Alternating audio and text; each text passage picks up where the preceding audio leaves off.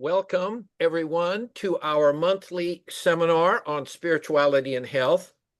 And today, I am thrilled to be able to introduce Dr.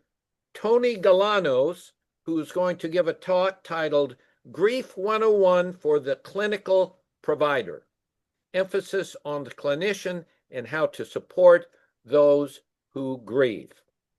Dr. Galanos is a professor of medicine at Duke University. He came back to Duke in 1989 after being a Duke graduate and proceeding to medical school to do a fellowship in geriatric medicine, and he has been here ever since. We can't seem to get rid of this guy. He just hangs around. In 1995, he started the Geriatric Medicine Consult Service at Duke North, and then started the Palliative Care Consult Service in 1998. 2003, Dr. Galanos started the Pediatric Palliative Care Service, and in 2005 wrote the grant that started the Palliative Care Fellowship, now 4 fellows, including a pediatric track. Dr. Galanos has won a whole host of different awards. It's amazing. You all have got a copy of all of his awards that he's received for the work, and a lot of it's in teaching and in end of life care and all of that. He continues to teach here at Duke University Medical School and the internal medicine program here with regard to doctors and grief. He also teaches a medical school elective titled Grief 101. So most importantly is that Dr. Galanos and I, about 40 years ago, shared a room in the Durham VA when we went through geriatric medicine training together. And we have been colleagues and friends ever since. So Dr. Galanos, take it away. Thank you for that kind introduction. And I think what made me tough enough to survive Duke 36 years is sharing that office with you at the VA, Harold. I love it. There's so much work to be done. I appreciate this opportunity. I've learned a lot in the last 6 to 7 years where I made grief a priority, and happy to share with y'all.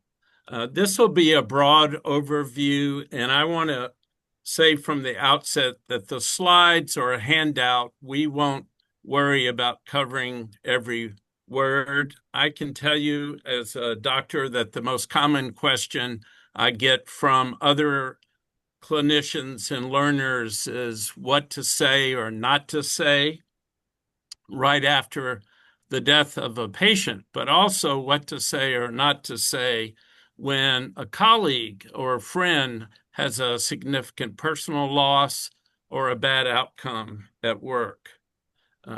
This is the obligatory palliative care slide. I've been going to palliative care lectures since 1995 at least, and want to point out that this last triangle, bereavement, was never mentioned in all of those lectures till we started talking about it 7 years ago. At the time of diagnosis, there's something called anticipatory grief, where the clinician has to deliver bad news to a patient and their family.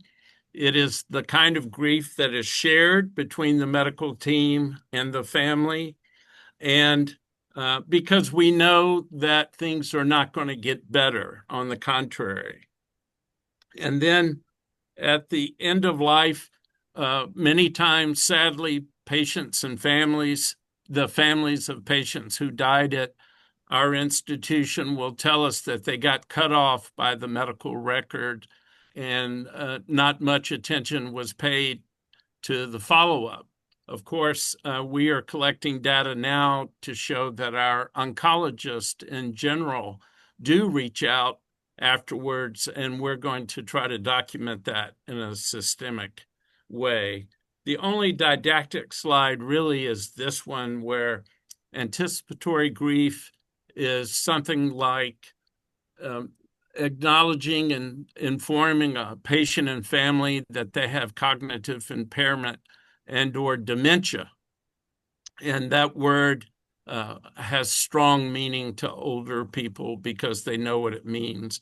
Normal grief, as defined by our psychiatry colleagues like Dr. Koenig, is very intense, painful, but at 6 months or so, the person who's grieving tends to integrate the loss and can get back to their functioning as a person at work or their role in the family. Prolonged grief disorder is relatively new, is now in Diagnostic and Statistical Manual 5, written by our psychiatry colleagues, which is when, I'm going to use my Alabama phrasing, you get stuck in your grief. You don't start to incorporate it. You are impacted in your work life and your family life. And usually at up to a year after the death, you are not doing well. This occurs in about 10% of people, this prolonged grief disorder, and these folks should be referred for grief counseling. Talking about doctors in particular, cumulative grief and disenfranchised grief are important to the folks I work with. Cumulative grief, you take a person like me who was in geriatrics, so there were many deaths because people simply had lived a long time. I was the medical director at a retirement community, and the oldest patient I had was 106 years old by the time that he died. And that is a lot of deaths over a lot of time. And then you go from that to palliative care. And what is the impact of all these deaths on a provider and or clinician? Disenfranchised grief is grief that is not acknowledged or supported societally. By that, I mean doctors struggle with knowing whether to go to a memorial or to a funeral because they were part of the team that gave this family such a bad outcome. And there are many essays in the literature about doctors of all kinds, neuro ICU to pediatrics, about whether their grief for that child or that patient could be acknowledged. So I asked a very simple question, and it's really hard to answer. Where do all of us who wear a white coat learn about grief? I would love to tell you it's part of the curriculum in medical nursing and PA schools. Internships and residencies or on-the-job training is where I think most of it happens.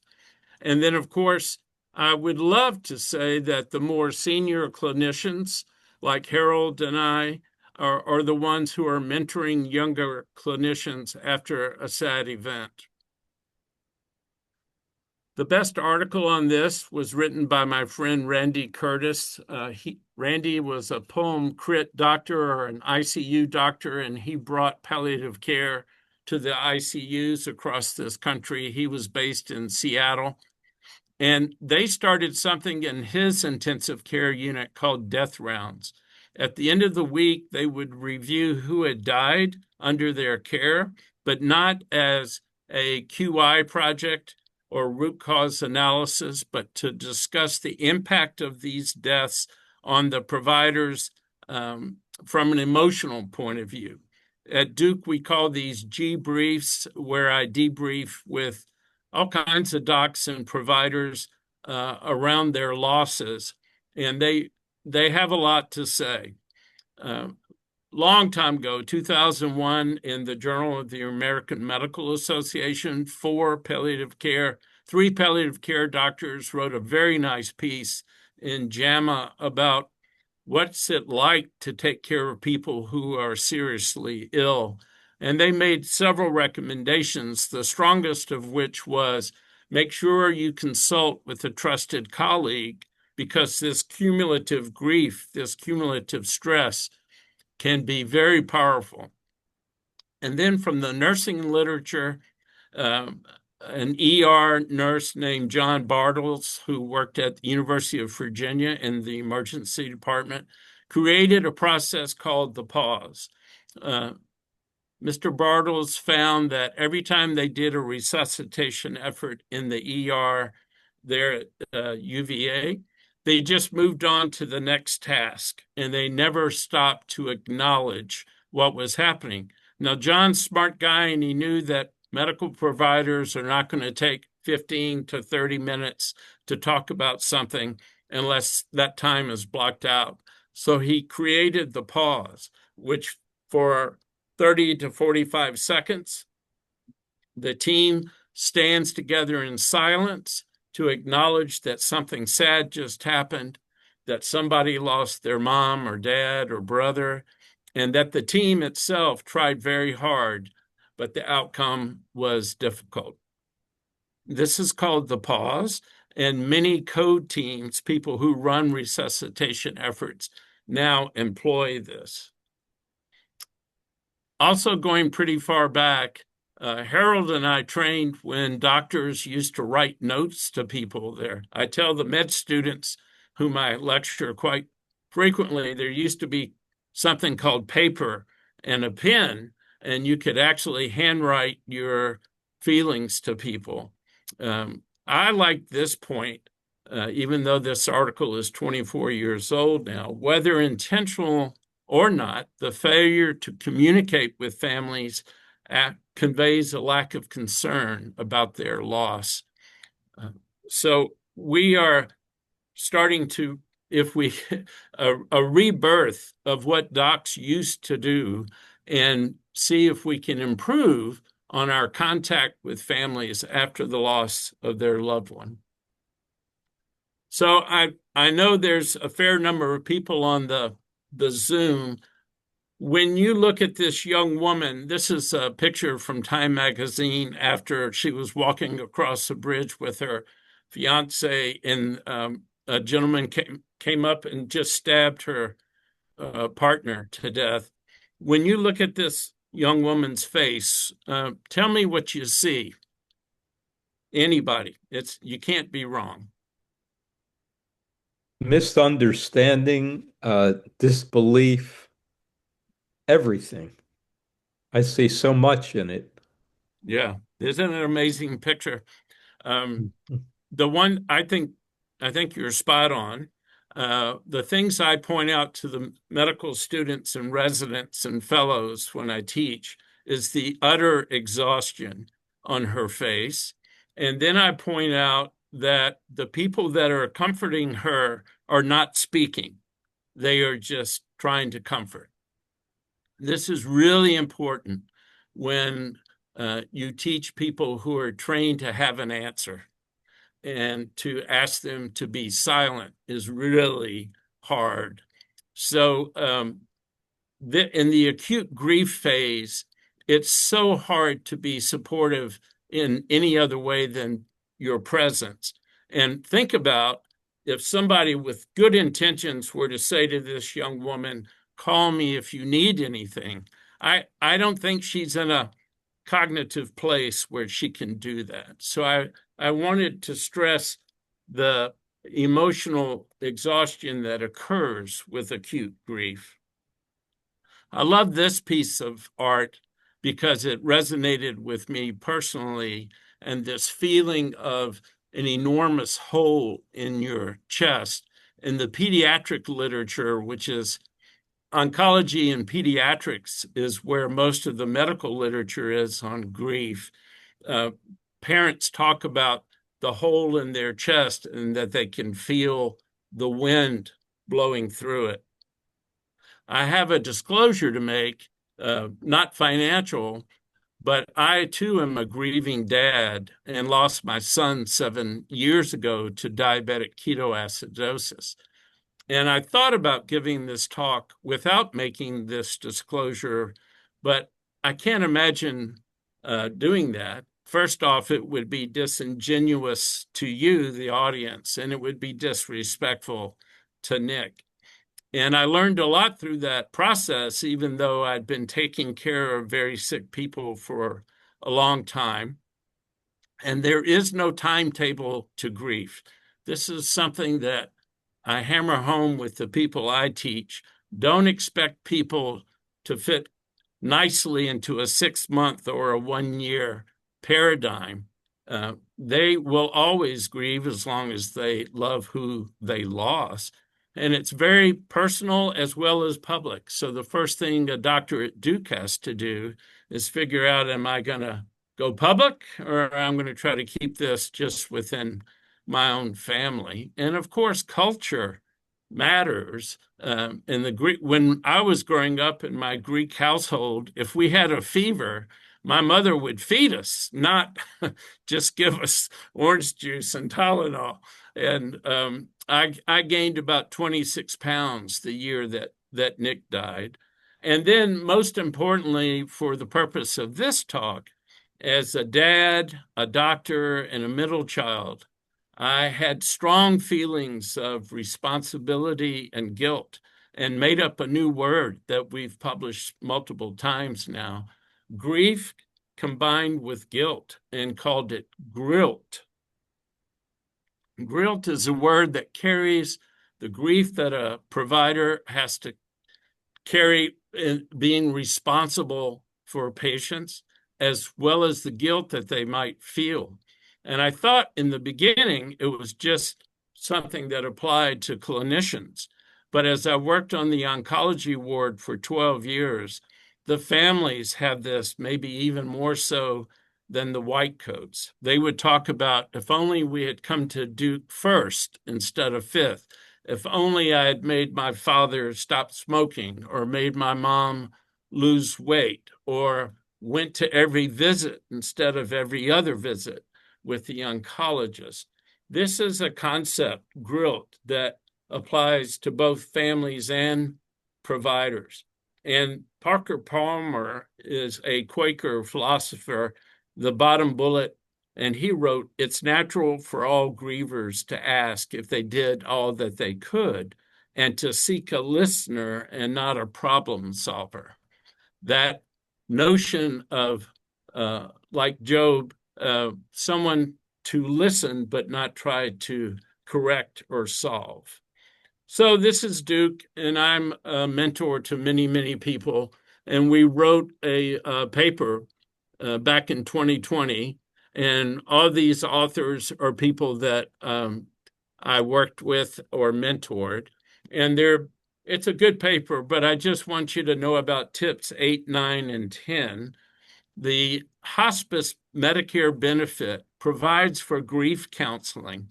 I don't think many people in healthcare are aware of that, but every hospice is supposed to provide grief support for up to 13 months after someone enrolled in hospice has died.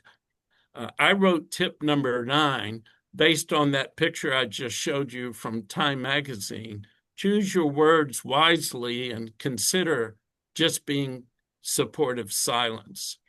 And then, of course, from a research point of view, and this is a research seminar, professional grief, does it contribute to professional burnout? So this is from our paper. On the left side is normal grief, and I just want to point out how impactful and powerful normal grief is. Steady stream of thoughts of the deceased, struggle to accept the reality, feeling disconnected from the world or other people. The good news is that 90% of people go through this process, not in stages, not on a schedule, but go through it as they do. And by 6 months or so, have incorporated the loss and are able to still feel the loss and yet move on in their lives in terms of happiness, trips, relationships. Prolonged grief disorder is not that. Prolonged grief disorder is where you get stuck, and at a year later, you still cannot work well or lead your family as you once did. And this is as we mentioned, about 10% of people, and they do need referral to grief counseling. One more quick point about hospice. Even if you're not enrolled in hospice, most hospices provide community grief support. So Duke Hospice, for example, with which I'm well familiar, definitely provides those 13 months of grief support for people enrolled in hospice. But for those who were not, they do up to 4 to 8 sessions of grief support for anyone in the community. We also put in our paper a brief table of what to say or what not to say. And I'm going to back this up with some literature in a moment. But what not to say might be what are called platitudes.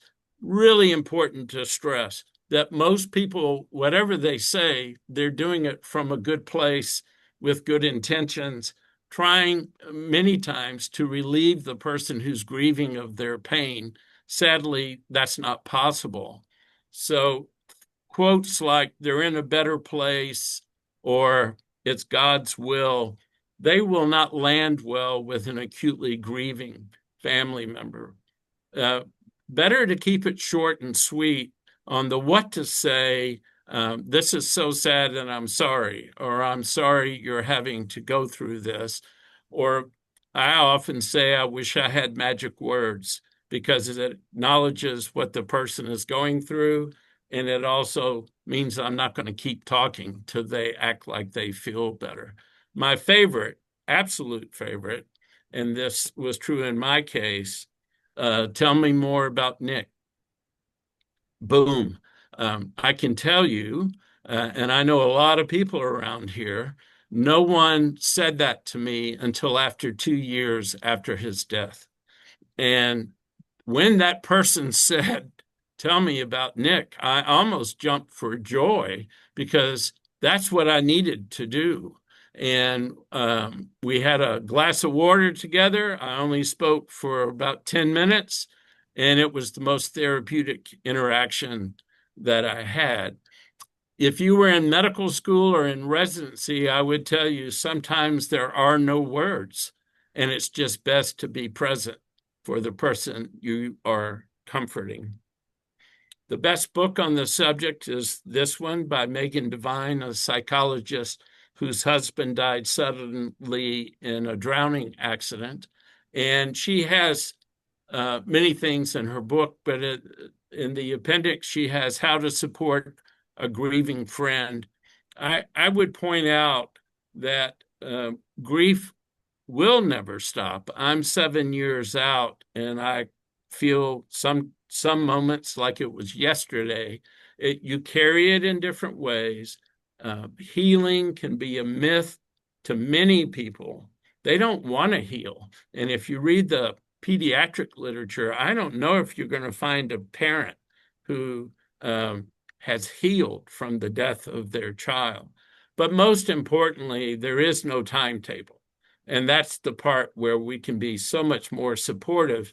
I was actually asked by an attending in her 50s, 6 weeks after Nick died, aren't you over this by now? Kind of a ridiculous statement. And it can be very hurtful to say, shouldn't you be better by now? And maybe more helpful to say, I want you to speak to Dr. Koenig or Dr. G. They've been through a lot, and they might be of help when you're ready. Again, the timetable should be on the griever's side, not the person trying to comfort. And it really may be true that there are no words, because there's no way that words can take away another person's grief. Most important point I make is that grief is their moment, not ours. And for over 2 years after Nick died, my colleagues would come up to me and talk business for a couple of minutes and then say, I heard about your son. That's awful, and walk away. I think what's really important, particularly in a workplace, particularly in a hospital, is to ask permission, because I was hurting so badly, though as Southern as I am and as polite as I can be, if someone had said, is it okay to bring up Nick right now? I would have said, no, I'm really struggling to hold it together and do my job. So all of us know, if you're in healthcare, I actually don't know what the makeup of the audience is, but almost all of us who are trained to solve problems have a trouble with just listening. And I wish I did have magic words, but if I don't, I think I'll just listen. If we make the kind gesture, again, coming from a good place, call me if you need anything, I'm going to guess that most people will not. It's just hard to have the cognitive energy and emotional energy to make a list of what you need. On the way to Nick's wake and on the way to his funeral, I just told both Nick's mom and my daughter, if people ask you, what do you need, just say pound cake. Otherwise, they're not going to let you go until you give them a task. And pound cake will be our code word. Rachel, his sister, was in PA school at the time up in Illinois, and she had many grief triggers related to her work, such as the patient was Nick's age, or had dark hair, or had his sense of humor. Because she went to a small school with great mentorship, they knew that clinical grief triggers were a big factor and would always find someone else to take that patient until Rach had the strength to do so. I wish I had that kind of support. I'll bet you $20 most of you have read this book. It is not a new book. Rabbi Kushner lost his son Aaron at age 14, and he wrote this book way back in 1981. It's hard to know what to say to a person who has been struck by tragedy, but it's easier to know what not to say. Anything critical of the mourner, don't take it so hard, hold back your tears, is wrong. Anything which tries to minimize the mourner's pain, it's for the best, it could be worse, she's better off now, is likely to be misguided and unappreciated, or in today's lingo, it won't land well. Please note that Rabbi Kushner wrote this in 1981. And in his book says that one of the ways in which people have tried to make sense of suffering has been assuming that the person who is suffering somehow deserves what they get. People want to keep the world orderly and understandable, so it makes sense to have the refrain, everything happens for a reason. In A Grief Observed by C.S. Lewis, a book written in 1961, I like what he said about, I see people as they approach me trying to make up their minds whether they'll say something about it or not. I hate it if they do, and I hate it if they don't. In other words, that cognitive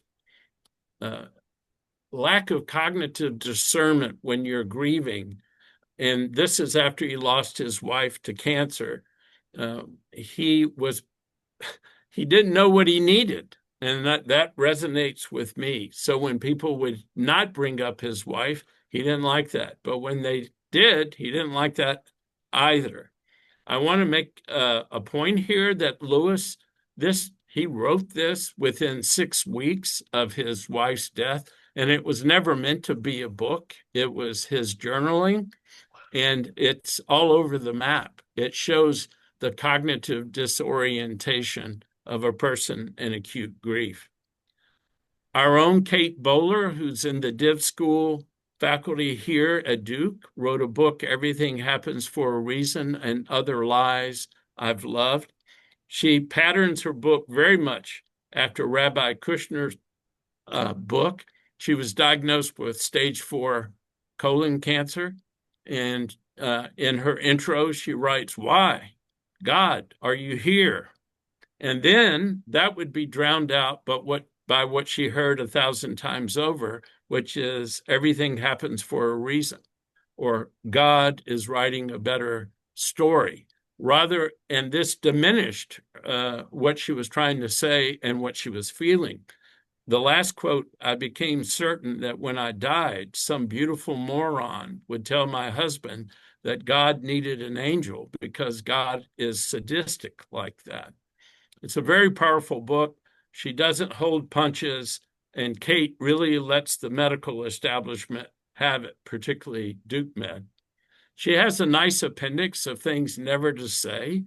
Well, at least you can marry again. Well, at least you can have another child. But she really cautions that all of these kinds of statements minimize what the griever is feeling. And the only thing worse than saying everything happens for a reason is implying that you know the reason. It's a good book. In helping a friend, she says, the grieving are one group that demands sincerity. You cannot fake it with someone who is actively grieving. I tell the students and residents, there's 3 groups you can't fool. Anyone over 80 who's cognitively intact, they read people far too well. Anyone with stage 4 anything, they read people too well. You must be honest and sincere. And the 3rd group is anyone who's acutely grieving. Kate's last bullet is silence. The truth is no one knows what to say. Show up and shut up. That's her quote, not mine. So there is no script. No one knows the right thing to say. No one should be arrogant enough to assume they do.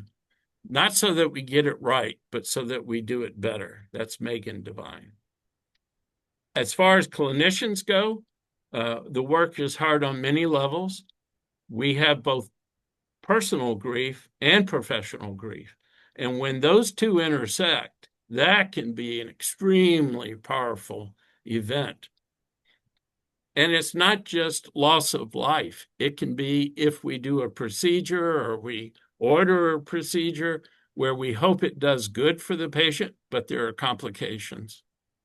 Also, we have, in addition to ourselves, all the people we train. So if you're a medicine attending like I was, you'll have 2 residents or 1 resident, 2 interns, 4 medical students, not to mention all the people involved in the care of the patient, like the respiratory therapist, certainly the bedside nurse who is spending 12 to 13 hours a day with that patient and family. It's a long list of people to be responsible for. And that's why the case for peer support has really grown in the last 5 years or so, where we're trying to do debriefing with doctors after bad events. In a study done up in Boston, they were going to have group debriefs after bad events or errors in the operating room. They found that everyone came to this except, of course, the physicians. So they sent out a survey to see what would a physician avail him or herself of if it were offered. And they found out that for physicians, their colleagues were the most commonly identified source of support. And that if that were offered, a peer-to-peer support program, they would utilize that. And again, back in Boston at Mass General Hospital, they now have a peer-to-peer support for all the surgery residents and attendings. And this is the summary slide of their first year. And it worked very well after some very basic training. 81% said the program had a positive impact on the surgery department's safety and support culture and would recommend to a colleague. The last bullet is, in the classic training program, we have taught how to perform a surgery, but we may not have taught how to live as a surgeon. I just gave a OB/GYN grand rounds 2 weeks ago and found this lovely article written in a nurse's journal again Obstetric complications, debrief the grief. We do that here in the Department of Medicine. Cameron Oswalt is a young attending now who trained here and is one of my mentees. And with the Hematology Oncology Fellows, of which there are 17 across the 3 years, we did a year of debriefing. I led all of those. And we found that 84% of those fellows training in oncology had experienced professional grief in the past 6 months. 84%. A lesser number, but significant number, had experienced personal grief in the past 6 months. And that the debrief provided time and space, I call it grace and space, to talk about and process this grief. And 100% recommended that it be continued. We've submitted this for publication, and I'm hopeful because there's nothing in the medical literature about how to support people who are in their fellowship training. This led me to think about my surgical colleagues again, and then the bottom bullet is a national survey of the American College of Surgeons showed that up to 10% had an increased likelihood of reporting a medical or technical error in the operating room if they had burnout. So the research question is grief an antecedent of burnout?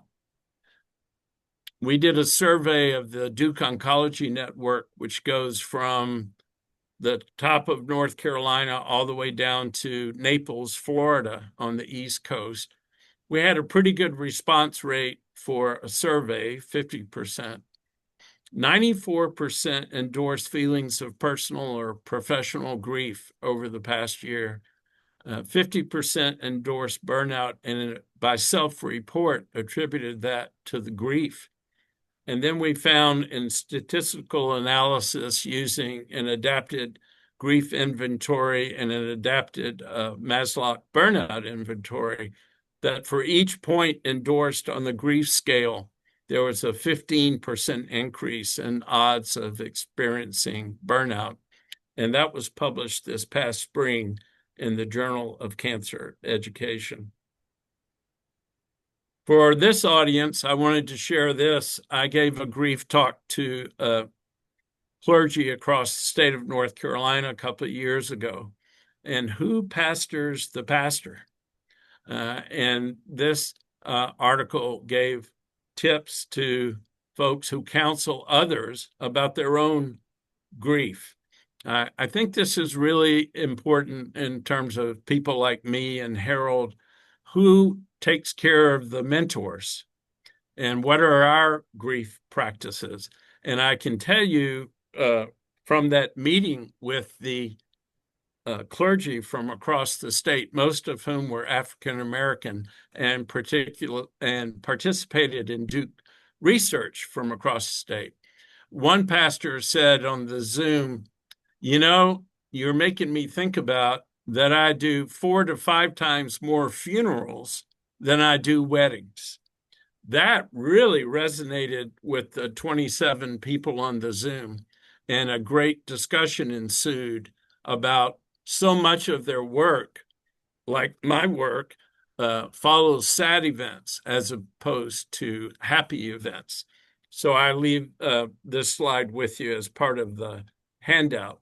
Going forward, we can do better research linking grief with burnout, and rather than one extra thing, schedule debriefs with clinicians and trainees as part of their work, the time and space to process, or grace and space.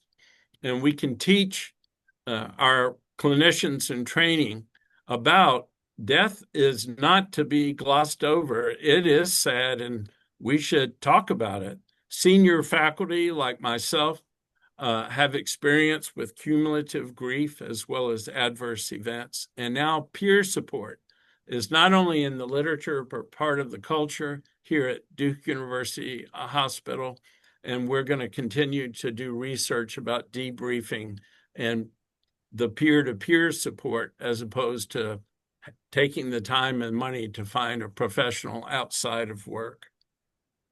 I want to thank you for this opportunity. I intentionally left a lot of time for discussion. Two people that I need to acknowledge are Dr. Harvey Cohen, who is also Harold's mentor as well as mine, and Harold Koenig for undying friendship since 1989 when we were trapped together at the VA. This is my email address if you have reactions or questions. And I think, Harold, this is my Nick, my Rachel, and myself. When after Duke beat Carolina that night, that's Cameron Indoor in the background. And I gave you some references, and that's a poem I wrote about Nick in JAMA way back in 1985. He was born when I was a second-year med student in 1984. He's been a blessing. Wow. Harold? Wow. Tony, this went by so fast. I can't believe that the talk is over. This was just so captivating. I'm going to now open it up to any of the 80 people on this call who would like to ask Tony a question. Do I get a bigger honorarium if it was 80? You get double the honorarium you're currently getting. 2 times 0 is, yeah, okay. Please, I welcome any questions or reactions. There's my buddy Andy. Tony, I just want to thank you so much for what you've learned through the years and what you have shared with, I'm sure, many people, but I know you did with me. I spent about 10 years as a healthcare chaplain, at least five of those years working for a hospice out of Rocky Mount. And I learned so much about grieving through patient families and so forth. But anyway, I wanted to share that my biggest benefit in terms of grieving and learning how to act as a chaplain with people who have just lost a loved one or have had a negative experience with a medical professional, perhaps, came from being married to Peggy Kinney, to whom I'm still married, who was a hospice social worker and went to work full-time for their grieving department, their bereavement department. And she told me about you. And I was so glad to have the opportunity to learn how to show up and shut up as a chaplain. Yeah. And you also helped me see that. So thank you so much for all of this. And I look forward to maybe being able to access your, the slides you showed up. They're all yours, and we've been blessed to publish about 7 papers now, all on grief. And one final thing, and I'll shut up. And that's this. I'm now going on 82, and am retired from counseling and showing up for people who are suffering. But I'm experiencing my own personal grieving so clearly now in my mind as I experience memory changes as I age into my 80s. And everything you said about experiencing personal grieving as a medical professional, I'm doing it as a human being. So thank you for pointing that out too. Your journey is welcome here. Manny. Tony, what a phenomenal presentation. Well, thank you so much. And, I just wanted you to go into details a little bit. obviously I'm very, I work with residents. I'm associate dean for GME here. And I work with residents and fellows a lot. And we're experiencing exactly what you're talking about. But can you go into details? How do you structure your debriefing? When do you do it? Because I'm trying to implement that now. We had a related conference not too long ago. But I can tell you something implementation. about doctors, Manny. Yeah. Never say this will help you. That's an insult and it won't work. Say this might serve you in your group. That's tip number one. No data for that, but a lot of experience. Secondly, when I open a debrief, what's hard about your work? I've never had silence after that question. You could do the same thing with chaplain residents. You could do the same thing in CME. What's hard about your work? I think you could do the same thing at Joe's Car Wash because everybody's work has difficult aspects. And when they get a chance, when the hierarchy blocks out time and space to talk about what's hard about the work, good things happen. So I've had to do some debriefs at 6:30 in the morning and 9 o'clock at night. I don't like that. But when oncology said, we're going to go to academic half day, and from 11 to 12, you're with Dr. G. At first I thought, okay, I'll get 5 or 6. I got 17 every time. They all came. It's optional because they want to talk about their work. And in oncology, it's, as you know, there's so many people who are not going to do well. And there's a great quote in the literature. The oncologist goes from being a savior to shepherd. Savior, if I can, like Kate Bowler is still alive, not only alive, but doing well and thriving. That's a good thing that medicine did for Kate Bowler and Kate Bowler did for Kate. But there's so many patients where the oncologist needs to say, we've exhausted, and this has happened in my family. It's time for a hospice, etc. And I think that's the trick, that we've got to help doctors know when to put their foot on the gas pedal and know when to look at a more comfort-driven pathway. So I admire what you're doing. Give them time. They're not bad people. They're not.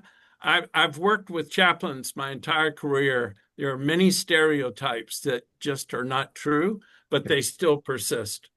And it's Grief Awareness Week at Duke. And yesterday I was with 3 chaplains at a table outside the cafeteria, and I was really surprised to hear these stereotypes still addressed. You know, I've got some stereotypes about chaplains too, but I think I'll be quiet. Just finally, how frequently, how often do you do your debrief? Just to give me an idea. You can do them 2 ways, Manny. I have scheduled debriefs in the medical ICU and the cardiac ICU every month. They're scheduled. But most people prefer PRN or as needed. Oh, we just had this terrible event. In the PICU last week, there was a child, 4 years old, shot him or herself because the parents left the gun out. We needed a stat urgent debrief. Everyone of all disciplines was devastated by the loss of that baby. So I think it can be either way. I happen to be free to run to whatever is needed. So I do both, as needed and scheduled. Thank you so much. Thank you, sir.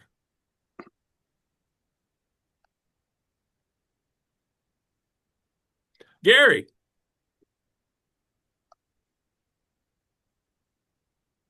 Tony. I see your hand up. I don't know. Is that by accident? That was by accident. Oh, okay. Happy to- I have a question if Please. nobody has. This is Rhonda Daniels, and thank you for this wonderful presentation. Thank you. Yes, it's great, and I will look up the material. I was wondering when you mentioned that hospice care offers grief for 13 months. Yes, ma'am. do they offer it like once a month, or is it twice a month, Oh, three that's times? a great question. You know, every hospice has different amount of resources, almost all of them under-resourced. But according to, you know, hospice is a Medicare benefit, so there's a lot of rules around it. Mm-hmm. That's both a blessing and a curse, in my Mm-hmm. view.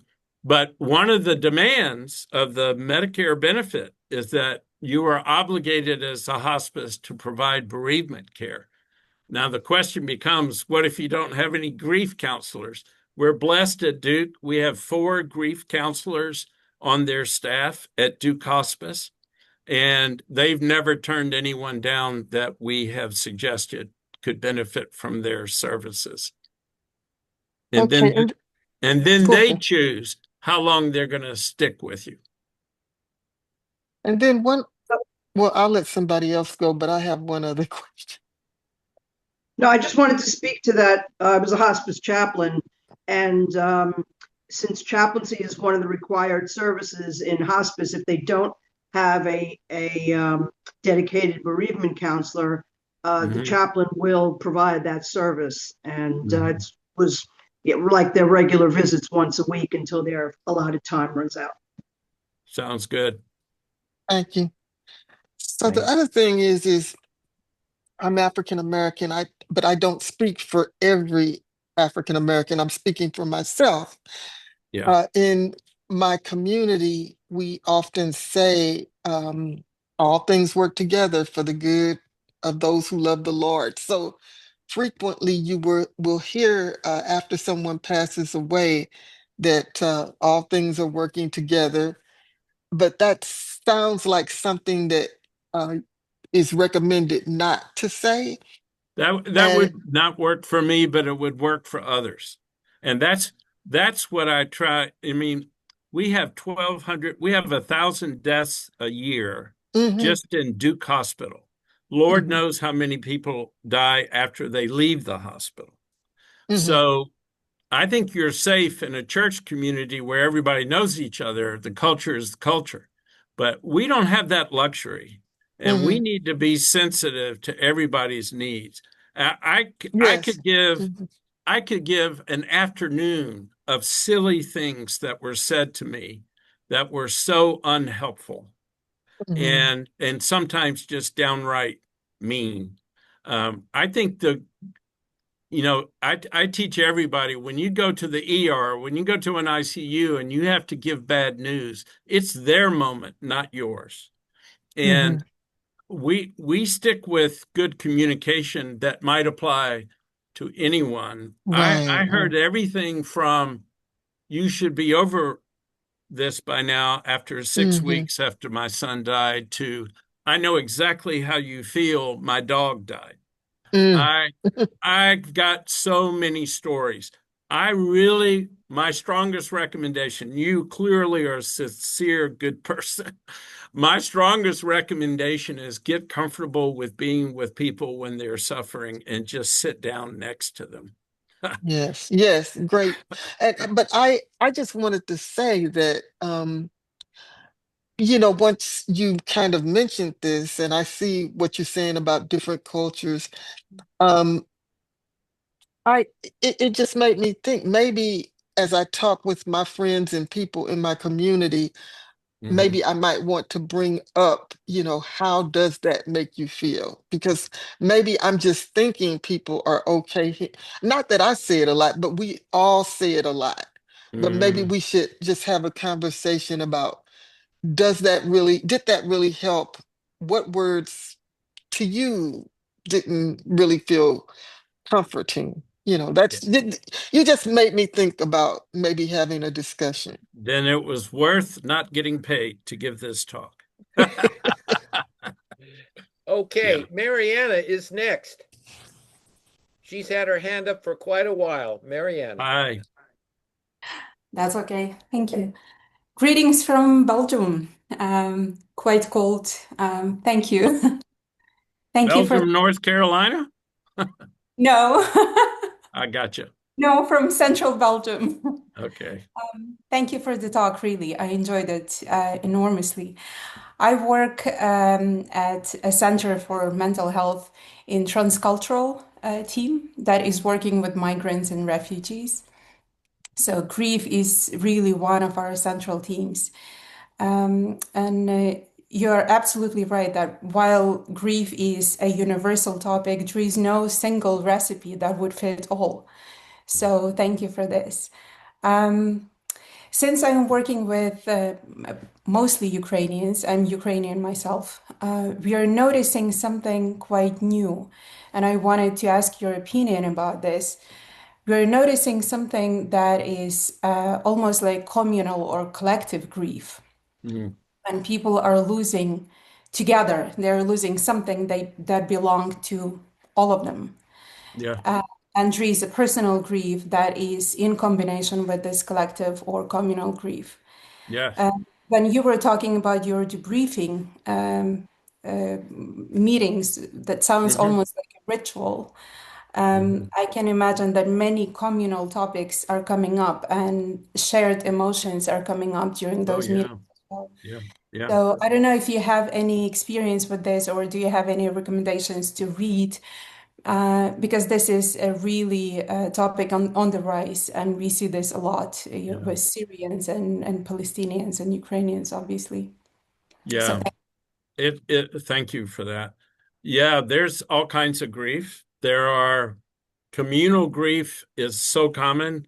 There are even papers, believe it or not. So when a celebrity in America dies, there are a lot of people who get very upset, like actors or performers. There's pet grief. I was privileged to give a talk via Zoom to Kyiv School of Economics in Ukraine on grief. This was silly to me that I was even invited. These people are living it, but we're asking. We had a great conversation, and there is a lot to be shared between people and a lot that's very personal. And I find grief personally, after having read as much as I can in 7 years, there's never going to be a one size fits all, but there will always be, we are grieving because our country has changed, or we are grieving because this is so sad that our world has been turned upside down. If you loved what you had, you're going to grieve it when it's not there. And I do believe in communal grieving, and you're very astute. When I open a G, they call them G briefs because I'm G. There'll be a table full of residents, for example, in the medical intensive care unit. What's hard about your work? And last year, this young woman, I mean, really young, I could tell she was an intern, raised her hand very quickly. I think I killed someone yesterday. I was reading the room, and I was so impressed that every resident at that table, they took over the conversation. What happened? She explained it. Oh, I've done that before.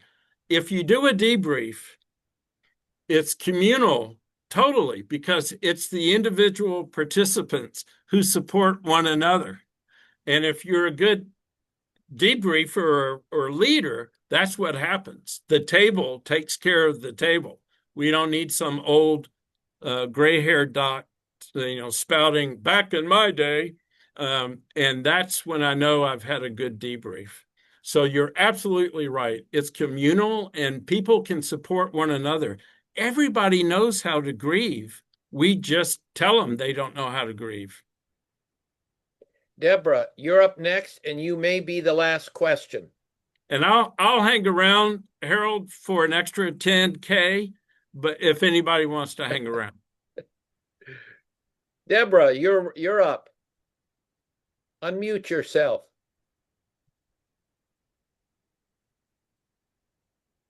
Deborah? You're showing you're muted, Deborah.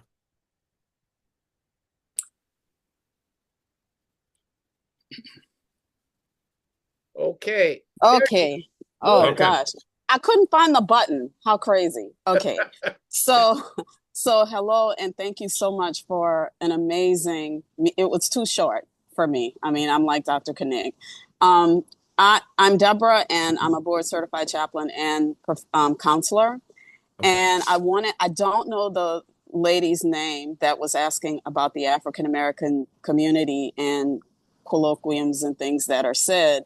But I did want to offer, as an African-American, across diverse church communities and someone who has experienced numerous losses, that I think what I process about that is, for me, that would have felt dismissive, and it would have felt hurtful only because even if someone doesn't say it, I would imagine that it is still quite possible for people to not really yet know how to process their own pain and grief.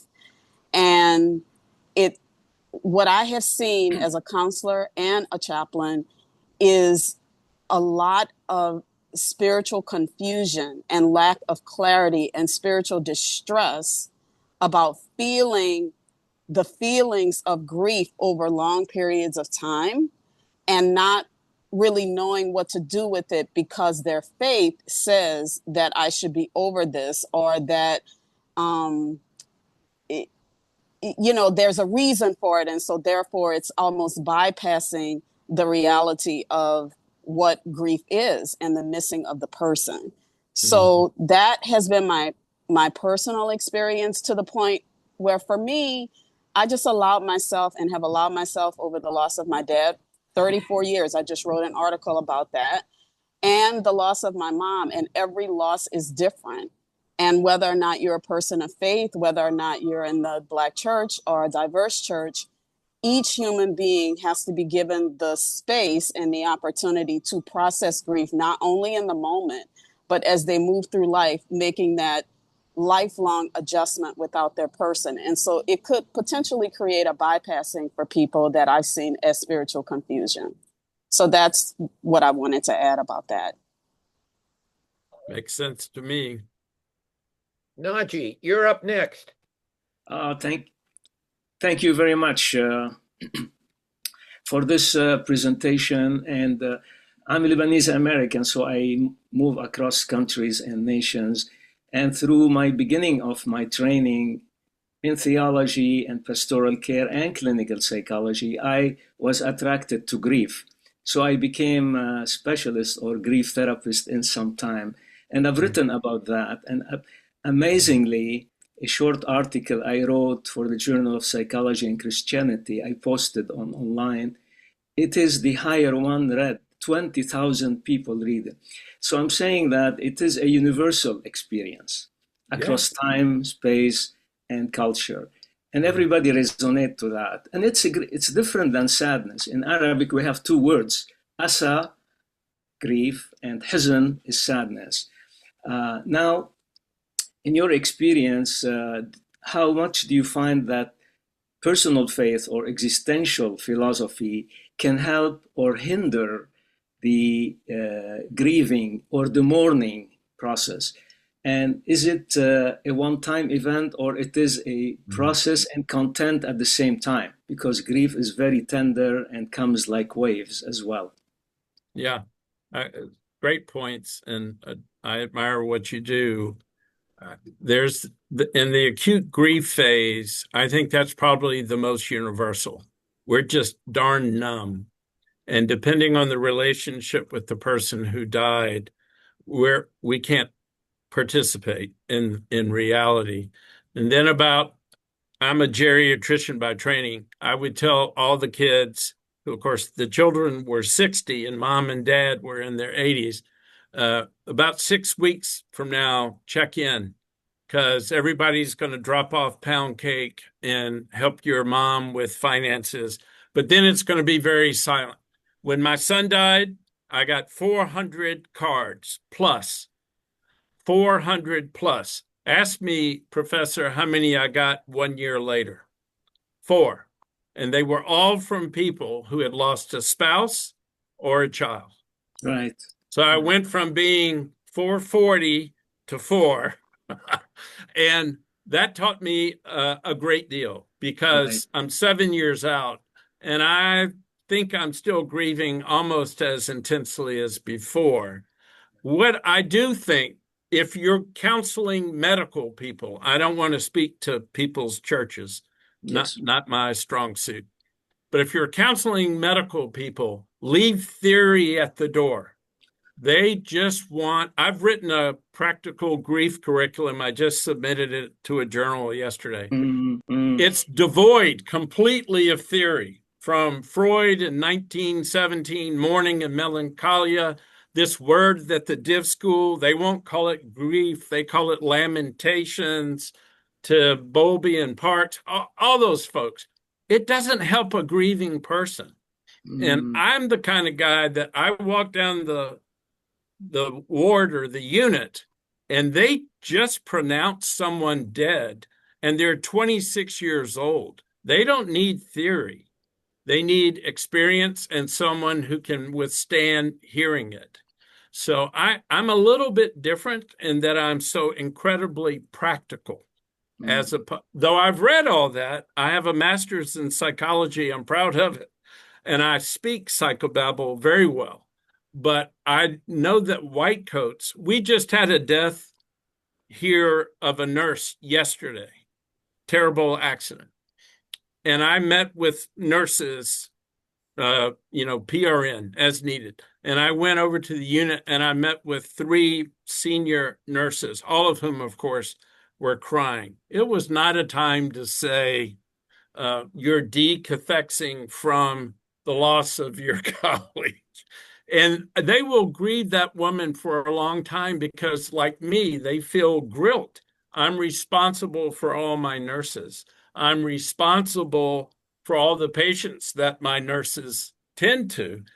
The responsibility issue, we don't talk enough about, but it's a very practical issue, for example. And I think the fact that this group showed up for a grief lecture, and I bet you show up for your friends.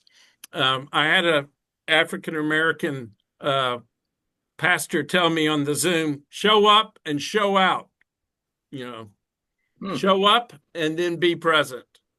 And I said, I can do that. In fact, he said, if this doctor thing doesn't work out for you, we've got a job for you in the clergy. I said, okay, well, lightning's about to strike you in your house, so be careful. But I think everybody's made great points, and almost all of them come back to being present. Okay. Well, I think we're going to have to close it out. I just don't want to stop it, Tony, because it's been so rich, and everything in the chat everybody has just said that it's been so meaningful. So thank you so much for this wonderful presentation. And thank you all for participating too, and we'll see you next month. Right. Thank you.